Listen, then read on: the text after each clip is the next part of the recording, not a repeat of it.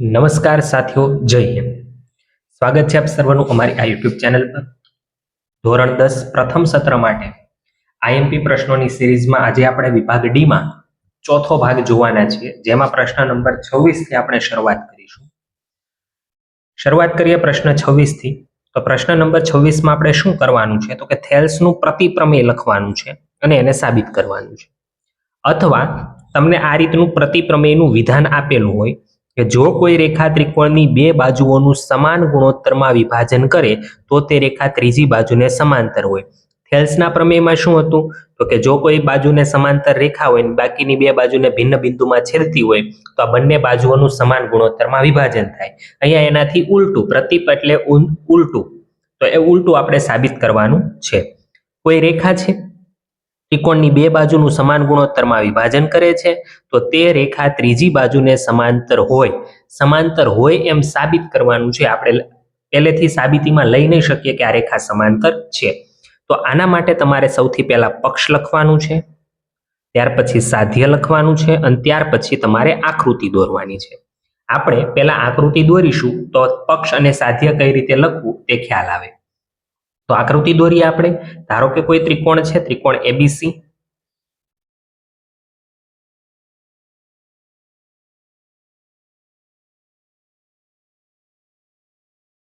આ કોઈ ત્રિકોણ એબીસી છે અને આ જે રેખા છે એ બાકીની બે બાજુને ભિન્ન બિંદુમાં છેદે છે। આપણે સાબિત એ કરવાનું છે કે આ રેખા અને આ બંને સમાંતર છે। ત્રિકોણ એ, બી અને સી, આને કહી દઈએ રેખા એલ। રેખા એલ બાજુ એબી અને એસી ને અનુક્રમે બિંદુ ડી અને ઈ માં છેદે છે, આવું આપણે ધારી લઈએ। ચલો હવે તો કે હવે પક્ષ કઈ રીતે લખવાનું। જો તમને વિધાન આવડે છે તો પક્ષ ઇઝીલી આપણે લખી શકીએ। જો કોઈ રેખા ત્રિકોણની બે બાજુનું સમાન ગુણોત્તરમાં વિભાજન કરે, ધારો કે રેખા એલ છે એ ત્રિકોણની બે બાજુનું સમાન ગુણોત્તરમાં વિભાજન કરે છે। રેખા એલ ત્રિકોણની બે બાજુઓ એબી અને એસી નું સમાન ગુણોત્તરમાં વિભાજન કરે છે। એટલે કે આપણે કહી શકીએ કે એડી ના છેદમાં બીડી બરાબર એઈ ના છેદમાં ઈસી, આવું આપણે પક્ષ તરીકે કહી શકીએ। સાધ્ય, સાબિત શું કરવાનું છે, તો કે એલ અને બીસી બંને સમાંતર છે, એલ સમાંતર બીસી, આવું આપણે સાબિત કરવાનું છે। આ જે નિશાની છે સમાંતરની નિશાની છે। હવે સાબિતી જ્યારે શરૂઆત કરીએ છીએ ત્યારે મિત્રો જો આ રેખા છે એ સમાંતર છે એવું આપણે લઈ શકશું નહીં। સાબિત કરતા કરતા ત્યાં પહોંચવાનું છે કે સમાંતર છે। ચલો આ સમાંતર નથી તો આપણે બિંદુ ડી માંથી બીસી ને સમાંતર કોઈ પણ એક રેખા દોરી શકીએ। ધારો કે બિંદુ ડી માંથી બીસી ને સમાંતર દોરેલી રેખા ડીઈ ડેશ છે। કઈ છે, તો કે ડીઈ ડેશ।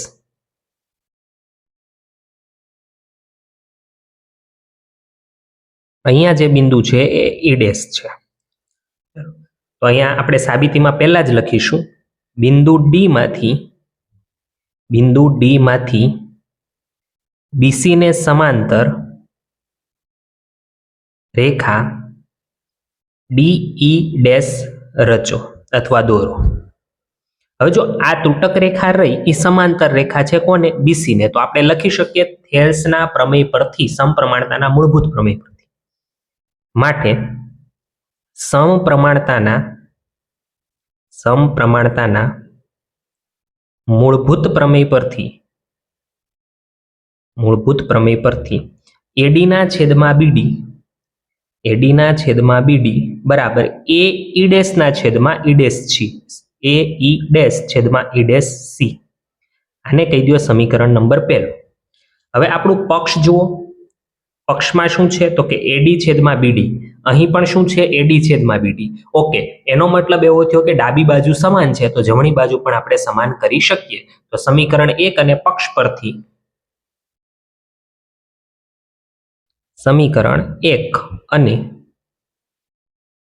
પરથી ચલો આ બંને પરથી આપણે શું લખી શકીશું? તો પક્ષની જમણી બાજુ હતી AE છેદમાં EC અને સમીકરણ 1 ની જમણી બાજુ છે AE ડેશ છેદમાં E ડેશ C.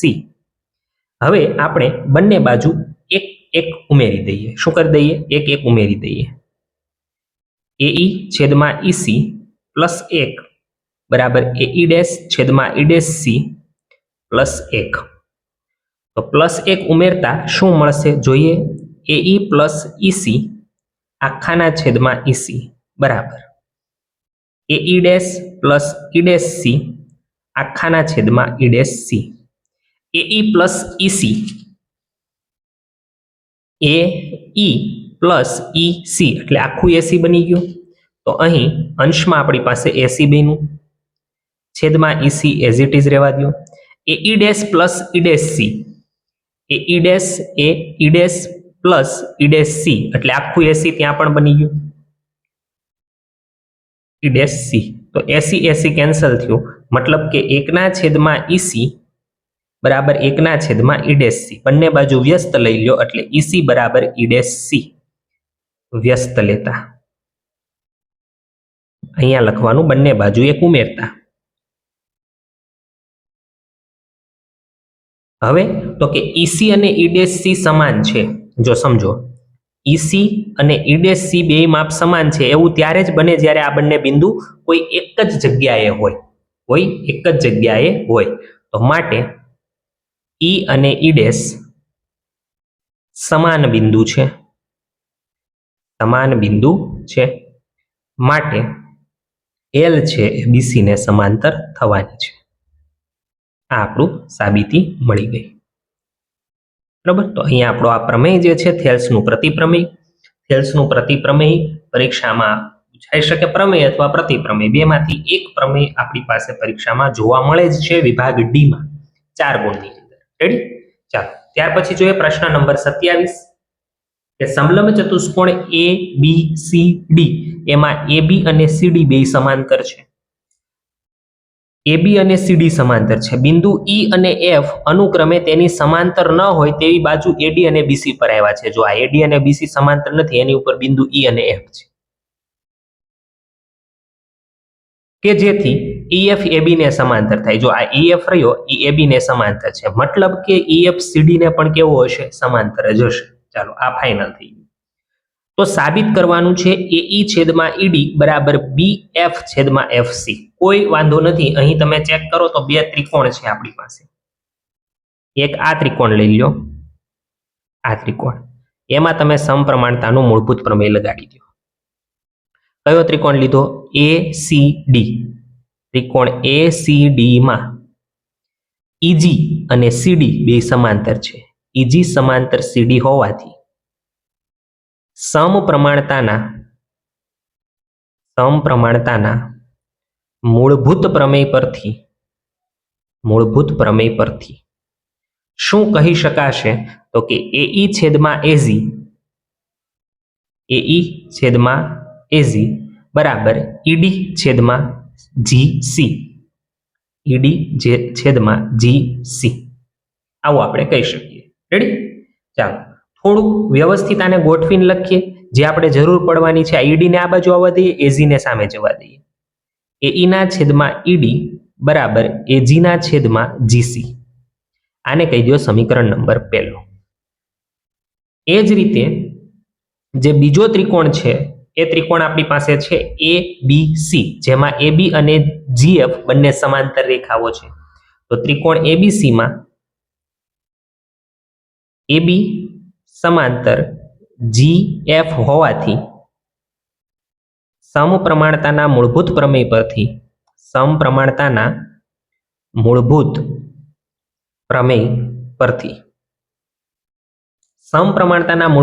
પરથી એ બાજુ આપણે શું લખી શકીશું? તો કે BF છેદમાં AG બરાબર CF છેદમાં GC.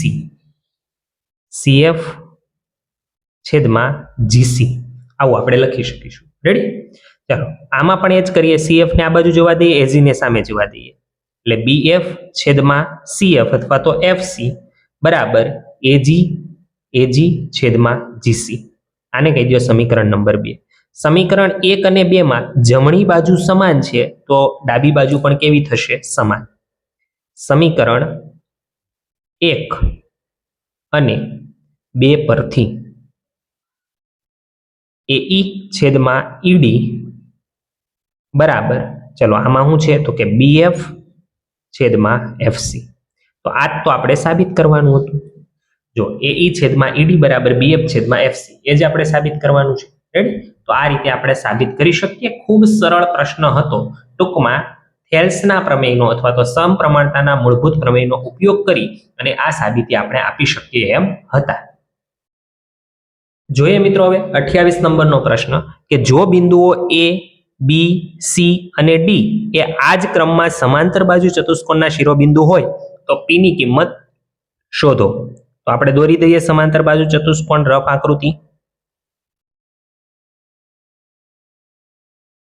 એ, બી, સી, ડી. ચાલો, એ ના યામ છે 6, 1, બી ના યામ છે 8, 2, સી ના યામ છે 9, 4 અને ડી ના યામ છે પી 3. હવે પી ની કિંમત ગોતવી છે. મિત્રો, સમાંતર બાજુ ચતુષ્કોણ માટે વિકર્ણોનું મધ્ય બિંદુ, બંને વિકર્ણોનું મધ્ય બિંદુ સમાન હોય છે, એટલે કે વિકર્ણો પરસ્પર દુભાગે છે. એટલે આપણે લખી દઈએ, આપણે જાણીએ છીએ કે સમાંતર બાજુ ચતુષ્કોણના વિકર્ણો પરસ્પર દુભાગે છે. જો પરસ્પર દુભાગતા હોય, આને કહી દો x1 y1, x2 y2, x3 y3 અને x4 y4. જો આ રીતે તમે આકૃતિ દોરી હોય તો તમને પછી સરળતા રહે બિંદુના યામ શોધવામાં. એટલે વિકર્ણો એસી નું મધ્ય બિંદુ જે હશે એ જ તે બીડી નું પણ મધ્ય બિંદુ હશે. એ અને સી એટલે પહેલું અને ત્રીજું, એટલે આપણું સૂત્ર બનશે x1 પ્લસ x3 છેદમાં 2, y1 પ્લસ y3 છેદમાં 2. એ જ રીતે બી અને ડી એટલે બીજું અને ચોથું, x2 પ્લસ x4 છેદમાં 2, y2 પ્લસ y4 છેદમાં 2. આ રીતના આપણા સૂત્ર બનશે. હવે આ સૂત્રોની અંદર આપણે કિંમતો મૂકી દેવાની છે. માટે ચલો, x1 ની કિંમત આપણે શોધીએ તો એ 6 છે, x3 ની કિંમત 9 છે છેદમાં 2, y1 ની કિંમત 1 છે, y3 ની કિંમત 4 છે છેદમાં 2 બરાબર, x2 ની કિંમત 8 છે, x4 ની કિંમત p છે છેદમાં 2, y2 ની કિંમત 2 છે, y4 ની કિંમત 3 છે અને છેદમાં 2. હવે તમારે તો માત્ર p ની કિંમત શોધવી છે. હવે p કઈ જગ્યાએ દેખાય છે તો કે p આપણને x યામમાં દેખાય છે, તો x યામ આપણે સરખાવીશું. પહેલા થોડું વધારે સાદુરૂપ આપીએ, 9, 10 ને 15 નો 15 છેદમાં 2 અને અહીં 5 ના છેદમાં 2. અહીં તો 8 પ્લસ p છેદમાં 2 એમનેમ રહેશે. 2 ને 3 5 ના છેદમાં 2. y યામ સમાન છે જ તે, એને કોઈ સરખાવાની જરૂર નથી. શું લખીશું? x યામ સરખાવતા અહીં x યામ છે 15 છેદમાં 2, અહીં x યામ છે 8 પ્લસ p છેદમાં 2. 2 કેન્સલ. 8 ને આ બાજુ આવવા દઈએ તો માટે 15 માઇનસ 8 બરાબર p. 15 માંથી 8 જાય એટલે 7 વધશે, તો p ની કિંમત આપણને 7 મળશે. આમ માંગેલ p ની કિંમત 7 થશે. આ રીતનો એક પ્રશ્ન હતો જે 3 માર્ક્સમાં સામાન્ય રીતે આપણે જોયો હતો. એ જ પ્રકારનો પ્રશ્ન અહીં 4 માર્કની અંદર મૂકેલો છે. 29 નંબરનો પ્રશ્ન કે નીચે આપેલી માહિતીનો મધ્યસ્થ મિત્રો 38 છે, કુલ આવૃત્તિ 400 છે, તો એ અને બી ની કિંમત શોધો. જ્યારે પણ આવું હોય ત્યારે આપણે શું સમજેલા છીએ તો કે કુલ આવૃત્તિ આપી હોય ત્યાંથી એક સમીકરણ બનશે અને મધ્યસ્થનું તમે સૂત્ર લખશો એટલે તમને કંઈક બીજું સમીકરણ અથવા તો કોઈ એક ચલની કિંમત મળી જશે. તો શરૂઆત કરીએ. કુલ આવૃત્તિ મતલબ સિગ્મા fi કહેવાય અથવા તો એને આપણે n કહીએ છીએ. તો જોઈએ કુલ કેટલું થાય છે, સરવાળો કરી દઈએ. 8, 9, 10, 14, 14 ને 6 20, 20 ને 2 22 નો બગડો વધી 2, 4 ને 2 6, 7, 8, 9, 10, 14, 15, 16, 17, 18, 19 ને 20, 202 પ્લસ એ અને બી અલગથી હવે આના બરાબર આપણને કેટલા આપ્યા છે 400, માટે આપણે લખી શકીએ કે 202 પ્લસ a પ્લસ b બરાબર 400, માટે a પ્લસ b બરાબર 400 માઇનસ 202, 400 માંથી 202 જાય એટલે આપણને મળશે 198, કેટલા મળશે 198. આ આપણા માટે પ્રથમ સમીકરણ બની ગયું છે. કેટલામું સમીકરણ બની ગયું છે? પ્રથમ. ફરી એક વખત સરવાળો ચેક કરી લઈએ જેથી કરી સરવાળામાં કોઈ ભૂલ ન રહે. 8 ને 2 10, 14, 20, 20 ને 2 22 નો બગડો વધી 2, 4 2 6 7 8 9 10 14 15 16 17 18 19 ને 20, એટલે કે 202 પ્લસ a પ્લસ b જે આપણને 400 જેટલું આપ્યું છે, a પ્લસ b 198 થાય છે. હવે મધ્યસ્થ માટે સંચયી આવૃત્તિની જરૂર પડે. સંચય આવૃત્તિ મતલબ CF ની જરૂર પડે. તો એ CF શોધવા માટે 42 પહેલા એમનેમ આવશે, પછી 42 અને 38, 8 ને 2 10 નું 0 વધી 1, 4 5 6 7 ને 1 8, 80, 80 પ્લસ a, પછી 80 અને 54, અહીં 4 8 9 10 13, 134 પ્લસ a, પછી 134 પ્લસ a પ્લસ b. હવે 134 પ્લસ 36, 6 4 10 નું 0 વધી 1, 3 3 6 ને 1 7, 170 પ્લસ a પ્લસ b, 170 ને 32 એટલે 202 plus a plus b. Sigma fi જે હોય એ આપણી છેલ્લી સંચય આવૃત્તિ આવે છે. હવે મધ્યસ્થ કેટલું આપ્યો છે મિત્રો? 38. તો 38 આમાંથી કયા વર્ગની અંદર સમાવેશ થાય છે? 38 નો તો આ વર્ગની અંદર સમાવેશ થાય છે, મતલબ આ આપણો મધ્યસ્થ વર્ગ છે. મધ્યસ્થ વર્ગ હોય એની જે આવૃત્તિ હોય એને આપણે f કહીએ છીએ. ઉપરના વર્ગની આવૃત્તિને આપણે સંચય આવૃત્તિ CF તરીકે લેવાના છીએ અને આપણને L પણ મળી ગયું. તો હવે અહીં લખીએ, અહીં મધ્યસ્થ 38 હોવાથી મધ્યસ્થ વર્ગ 30 થી 40 થશે. જો એ મધ્યસ્થ વર્ગ હોય તો અધસીમા બિંદુ 30 છે. ત્યાર પછી આવૃત્તિ મધ્યસ્થ વર્ગની a છે. સંચય આવૃત્તિ આપણે 80 લેવી પડશે. n/2 એટલે કે ટોટલ જો 400 છે તો 400 ભાગ્યા 2 એટલે એ આવશે 200 જેટલું. વર્ગ લંબાઈ h 10 જેટલી આવે છે. અહીં જુઓ 70 થી 80 તો 10 ની વર્ગ લંબાઈ છે. બધી જ વસ્તુ મળી છે અને મધ્યસ્થ આપણી પાસે કેટલો છે? 38. તો મધ્યસ્થનું સૂત્ર મૂકીએ, L plus n/2 minus CF છેદમાં f ગુણ્યા h. મધ્યસ્થ છે 38, L અધસીમા બિંદુ છે 30, n/2 200, CF 80 છેદમાં f આપણી પાસે છે a જેટલું ગુણ્યા h છે 10. ચલો આ 30 ને આ બાજુ આવવા દો એટલે 38 માઇનસ 30, આ બાજુ 200 માંથી 80 જાય એટલે કેટલા વધશે? 120 છેદમાં a ગુણ્યા 10 એમનેમ રહેવા દો. 38 માંથી 30 જાય તો 8 અને આ 10 રહ્યા એને છેદમાં મોકલી દો, બરાબર 120 છેદમાં a. એને આ બાજુ જવા દો અને આ બધું સામે જવા દો. 120 10 ઉપર આવશે અને 8 ક્યાં જશે? તો કે નીચે જશે. હવે 15 સત્તા 105, 15 અઠ્ઠા 120, તો 8 8 કેન્સલ થયા, માટે a બરાબર 15 દાન 150. હવે આ જે એની કિંમત છે સમીકરણ 1 માં મૂકી દો. a બરાબર 150 સમીકરણ 1 માં મૂકતા સમીકરણ 1 આપણી પાસે શું હતું? તો કે a પ્લસ b બરાબર 198. એની જગ્યાએ 150 મૂકો, પ્લસ b બરાબર 198. 150 ને સામેની સાઈડ જવા દો અને આપણે કરી નાખીએ બાદબાકી. તો કે 8 અને 19 માંથી 15 જાય તો 4, એટલે કે 48 જે છે એ b નો જવાબ આવશે. તો આમ ખૂટતી આવૃત્તિઓ a બરાબર 150 અને b બરાબર 48 થશે. આ રીતે આપણે આ દાખલો ગણી શકીએ. 29 સુધીના પ્રશ્નો મિત્રો આપણે જોઈ લીધા છે. હવે જોઈએ આપણે પ્રશ્ન નંબર 30 કે નીચેનું કોષ્ટક 40 શહેરોમાં સાક્ષરતા દર દર્શાવે છે. સાક્ષરતા દરનો મધ્યક શોધો. કોઈ ખૂટતી આવૃત્તિ શોધવાની નથી, માત્ર આપણે મધ્યક શોધીને આપવાનો છે, બરાબર. અને આ જે શહેરોની સંખ્યા છે 40 શહેરો છે, એટલે સિગ્મા fi બરાબર 40 છે. આનો પણ આપણે સરવાળો કરવાની જરૂર નથી. મધ્યક શોધવા કઈ રીતનો ઉપયોગ કરશું એનું સૂત્ર લખી દઈએ. તો કે મધ્યક શોધવા માટે અહીં વર્ગ લંબાઈ એક સરખી છે એટલા માટે આપણે પદ વિચલનની રીત આપણા માટે બેસ્ટ રહેશે. તો મધ્યકનું સૂત્ર x બાર બરાબર a plus sigma FI UI છેદમાં સિગ્મા એફઆઈ ગુણ્યા h. આ સૂત્ર પ્રમાણે આપણે જોવા જઈએ તો એની જરૂર પડે. હવે એની જરૂર પડે એ મધ્ય કિંમતના આધારે મળે, તો મધ્ય કિંમતનું ખાનું બનાવવું પડે. તો મધ્ય કિંમતનું ખાનું એટલે 45 અને 55 એટલે 100 થશે, અને 100 ભાગ્યા 2 એટલે 50 થશે. અને વર્ગ લંબાઈ હવે 10-10 ની છે એટલે 10-10 ઉમેરતા જાવ, 60, 70, 80 અને 90. એક્ઝેક્ટ વચ્ચે આપણે ધારેલો મધ્યક એ ધારી લઈએ. એના આધારે હવે આપણને યુઆઈ ની કિંમત મળશે xi માઇનસ a છેદમાં h. જ્યાં ધારેલો મધ્યક છે ત્યાં 0 આવશે, ઉપર -1 -2 અને નીચે 1 અને 2.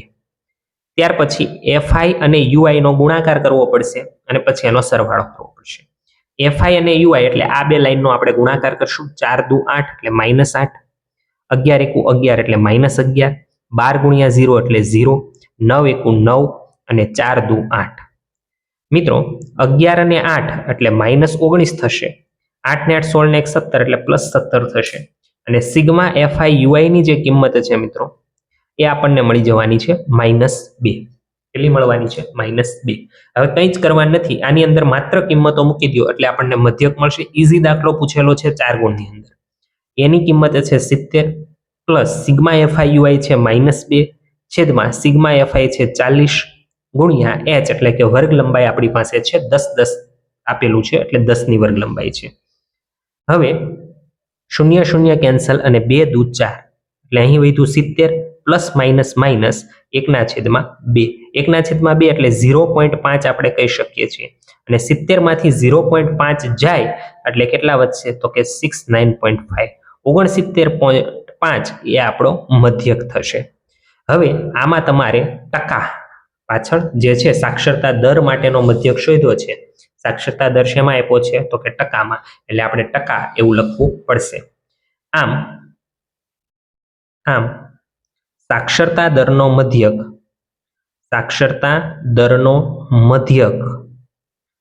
69.5% થશે. કેટલો થશે? તો કે 69.5% આવો આપણો મધ્યક થશે. રેડી? ચાલો હવે એ જોઈએ આપણે 31 નંબરનો પ્રશ્ન, કે જેમાં આપણે સંભાવનાઓ શોધવાની છે. એક શાળામાં 100 વિદ્યાર્થી છે, તો કુલ વિદ્યાર્થી 100 છે. જેટલું આપ્યું છે એટલું પહેલા લખી નાખીએ. કુલ વિદ્યાર્થી કેટલા છે? 100. એમાંથી 60 છોકરાઓ છે અને બાકીની છોકરીઓ છે. છોકરાઓ કેટલા છે? તો કે 60. બાકીની છોકરીઓ એટલે છોકરીઓ કેટલી થશે? 40. કેટલી થશે? 40. ત્યાર પછી 20 છોકરા અને 15 છોકરીઓ ચશ્મા પહેરે છે. તો ચશ્મા ધરાવતા છોકરા, ચશ્માવાળા છોકરા અને ચશ્માવાળી છોકરીઓ. ચલો, ચશ્માવાળા છોકરાઓ 20 છે અને ચશ્માવાળી છોકરીઓ 15 છે. તો ચશ્મા વગરના છોકરા કેટલા થશે એ પણ આપણે લખી દઈએ. ચશ્મા વગરના છોકરા, કેમ કે જરૂર પડવાની જ છે. ટોટલ છોકરાઓ 60 હતા, એમાંથી 20 ને ચશ્મા છે, તો ચશ્મા વગરના 40 થશે. એ જ રીતે ચશ્મા વગરની છોકરીઓ, ચશ્મા વગરની છોકરીઓ, કુલ છોકરીઓ 40 છે, એમાંથી 15 ને ચશ્મા છે, તો ચશ્મા વગરની 25 થશે. બધું જ લખી નાખ્યું છે. હવે કંઈ નથી, એક પછી એક આપણે ઘટનાઓ બનાવતી જવાની છે. પહેલી ઘટના એ, છોકરો હોય તેની સંભાવના શોધો. એક યાદચ્છિક રીતે કોઈ વિદ્યાર્થી પસંદ કરવામાં આવે એટલે કે પસંદ કરેલ વિદ્યાર્થી છોકરો હોય આવી ઘટના બનશે. તેની સંભાવનાઓ પાછળ લખશું નહીં ઘટનામાં. તો સાનુકૂળ પરિણામ, ચલો છોકરાઓની સંખ્યા જોઈ લો એટલે સાનુકૂળ પરિણામ મળી જાય. 60 છે, માટે P ઓફ A બરાબર સાનુકૂળ પરિણામ છેદમાં કુલ પરિણામ. કુલ વિદ્યાર્થી કેટલા છે? 100. 0 0 કેન્સલ એટલે 6/10 એટલે 0.6 આવશે. તમારે પૂરી ગણતરી સૂત્ર સાથે કરવાની છે. બીજી જે ઘટના છે એ આપણા માટે છે કે ભાઈ પસંદ કરેલ વિદ્યાર્થી છોકરી હોય તેની સંભાવના શોધો. બી ઘટના, પસંદ કરેલ વિદ્યાર્થી છોકરી હોય. શું હોય? તો કે છોકરી હોય. એના માટે સાનુકૂળ પરિણામ જુઓ કુલ છોકરીઓ કેટલી છે 40, તો સાનુકૂળ પરિણામ 40. માટે પી ઓફ બી બરાબર સાનુકૂળ પરિણામ છેદમાં કુલ પરિણામ. 0 0 કેન્સલ, 4/10 એટલે 0.4. ત્રીજી ઘટના, ચશ્મા ન પહેરેલી છોકરી હોય, પસંદ કરેલ વિદ્યાર્થી ચશ્મા ન પહેરેલી છોકરી હોય. સી ઘટના, પસંદ કરેલ વિદ્યાર્થી ચશ્મા ન પહેરેલ છોકરી હોય. પસંદ કરેલ વિદ્યાર્થી ચશ્મા ન પહેરેલી છોકરી હોય. એના માટેના સાનુકૂળ પરિણામ ચશ્મા વગરની છોકરી લેવાની છે. ચશ્મા વગરની છોકરી 25 છે. સાનુકૂળ પરિણામ કેટલા થશે? 25. માટે પી ઓફ સી બરાબર સાનુકૂળ પરિણામ છેદમાં કુલ પરિણામ એટલે જવાબ આવશે 0.25. ત્યાર પછી 4 નંબરની ઘટના જોઈએ, એટલે કે ડી ઘટના બનાવીએ. ચશ્મા પહેરેલો વિદ્યાર્થી હોય, છોકરો હોય કે છોકરી એ નથી જોવાનું, પણ ચશ્મા પહેરેલો હોવો જોઈએ. તો પસંદ કરેલ વિદ્યાર્થી ચશ્મા પહેરેલ હોય તો એના માટેના સાનુકૂળ પરિણામ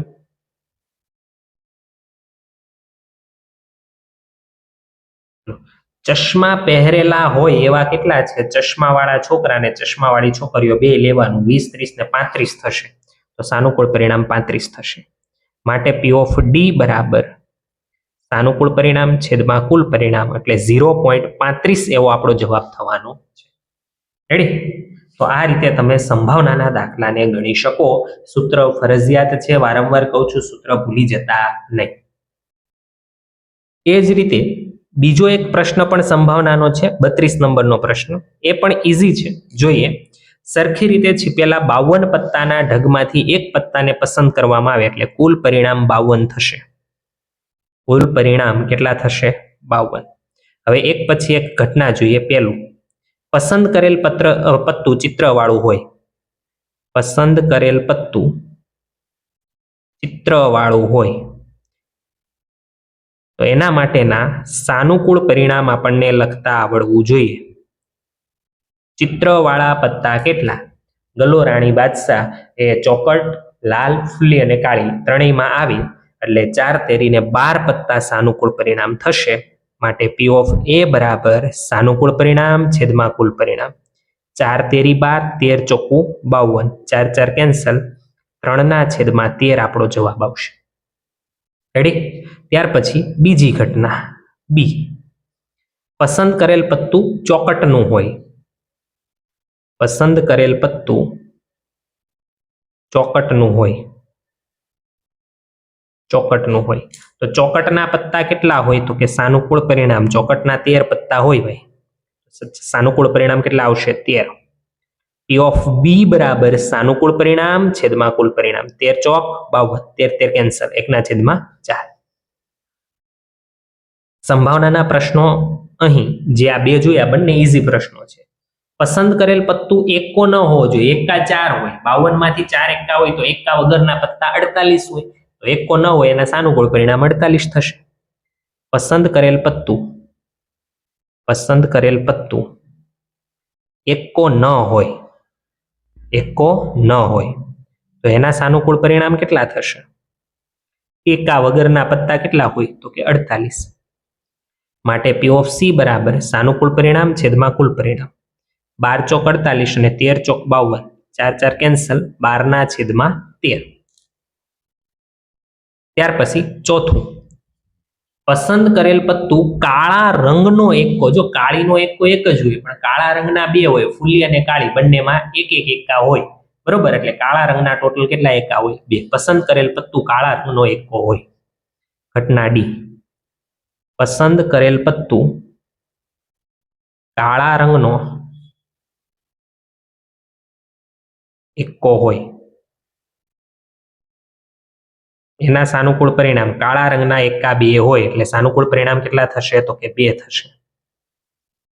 માટે પી ઓફ ડી બરાબર સાનુકૂળ પરિણામ છેદમાં કુલ પરિણામ.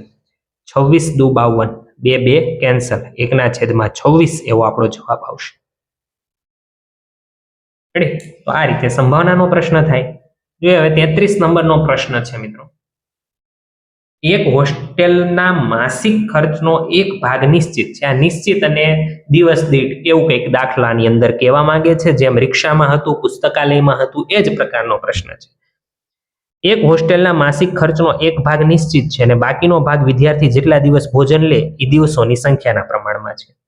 હવે એક વિદ્યાર્થી એ નામનો વિદ્યાર્થી છે, એ 20 દિવસ ભોજન લે છે અને 1000 રૂપિયા ચૂકવે છે, જેમાં નિશ્ચિત ભાડું આવી ગયું અને 20 દિવસનું ભોજનનો પણ ખર્ચ આવી ગયો. એ જ રીતે બીજી એક વિદ્યાર્થીની છે, બી વિદ્યાર્થીની, જે 26 દિવસ ભોજન લે છે અને 1180 રૂપિયા ચૂકવે છે.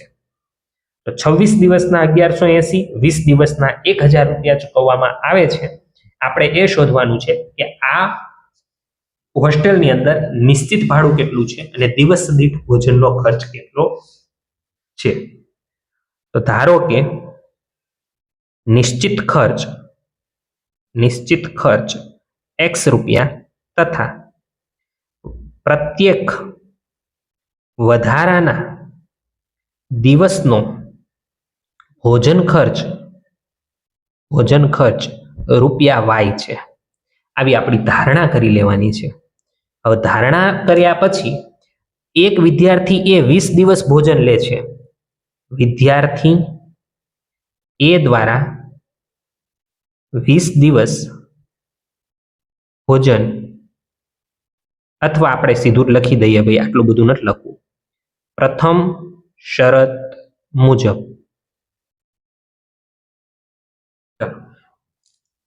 એ વિદ્યાર્થી દ્વારા ચૂકવેલ રકમ કેટલી છે? તો કે એ વિદ્યાર્થીની દ્વારા ચૂકવેલ રકમ કેટલી છે? તો કે 1000 રૂપિયા છે. 1000 રૂપિયા. હવે એમાં નિશ્ચિત ખર્ચ આવી ગયો હશે. નિશ્ચિત ખર્ચ એક જ વખત ચૂકવવાનો હોય અને એ વિદ્યાર્થી કેટલા દિવસ ભોજન લે છે? તો કે 20 દિવસ ભોજન લે છે. 20 દિવસ. તો 20 વખત y રૂપિયા ચૂકવવાના, એટલે 20y રૂપિયા ચૂકવવાના અને એના બરાબર 1000 રૂપિયા થાય છે. આને કહી દો સમીકરણ નંબર 1. બીજી શરત મુજબ બી વિદ્યાર્થીની દ્વારા ચૂકવેલ રકમ કેટલા રૂપિયા ચૂકવા છે? તો કે 1180 રૂપિયા. એમાં પણ નિશ્ચિત ખર્ચ x રૂપિયા હશે અને બી વિદ્યાર્થીની કેટલા દિવસ ભોજન લેવા જાય છે? તો કે બી વિદ્યાર્થીની 26 દિવસ ભોજન લે છે, એટલે 26 વખત એને y રૂપિયા ચૂકવવાના થાય, એટલે 26y રૂપિયા ચૂકવે છે અને એ ટોટલ 1180 જેટલું છે. આ આપણા માટે સમીકરણ નંબર 2 થઈ ગયું. પહેલી વસ્તુ પૂરી. સમીકરણ બનાવો, સમીકરણ બની ગયા. હવે આ ખર્ચ શોધવાના છે એટલે બંને સમીકરણનો ઉકેલ મેળવવાનો. તો લખી દઈએ સમીકરણ 1 અને 2 ને લોપની રીતે ઉકેલતા. ચાલો લોપની રીત. સમીકરણ 1 શું છે? તો કે x + 20y બરાબર 1000 અને સમીકરણ 2 છે x + 26y બરાબર 1180. માઇનસ તો માઇનસ નિશાનીઓ ફેરવતા x - x એટલે એ ઉડી ગયું. 20y માંથી 26y જાય એટલે -6y વધે અને 1000 માંથી 1180 જાય એટલે -180 વધે. માઇનસ પણ કેન્સલ. y બરાબર 180/6, 6 તેરી 18 એટલે y 30 આવ્યું. y કેટલું આવ્યું? 30. આ y ની કિંમત સમીકરણ 1 અથવા તો સમીકરણ 2 કોઈ એક જગ્યાએ આપણે મૂકી દઈએ. ચલો y બરાબર 30 સમીકરણ 1 માં જ મૂકીએ ને. y બરાબર 30 સમીકરણ 1 માં મૂકતા. સમીકરણ 1 છે શું? તો અહીંયા પણ લખેલું છે x + 20y બરાબર 1000. આવું આપણું સમીકરણ 1 છે. માટે ચલો x એમનેમ 20 y ની જગ્યાએ 30 બરાબર 1000. y ના સ્થાને શું મૂકી દીધું છે? 30. 3 દુ 6 અને પાછળ 2 શૂન્ય બરાબર 1000. 600 ને સામેની સાઈડ જવા દો. 1000 - 600 એટલે x બરાબર 400 રૂપિયા આવશે. તો નિશ્ચિત ભાડું 400 રૂપિયા અને જેટલા દિવસ ભોજન લે એના 30 રૂપિયા એક્સ્ટ્રા ચૂકવવાના. તો આ રીતે આપણને મળી જશે. આમ હોસ્ટેલનું નિશ્ચિત ભાડું અથવા નિશ્ચિત ખર્ચ ગમે તે લખી શકો. નિશ્ચિત ખર્ચ ₹400 તથા પ્રત્યેક